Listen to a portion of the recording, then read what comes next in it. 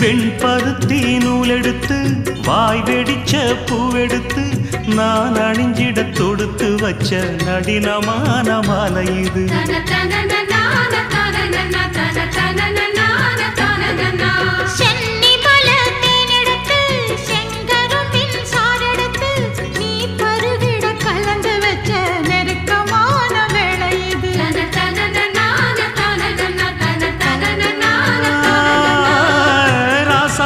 உடம்பிருக்கும் ரவிக்க துணி நானாக அன்னாடம் சூடி கொள்ள ஆசை வச்சாகாதா.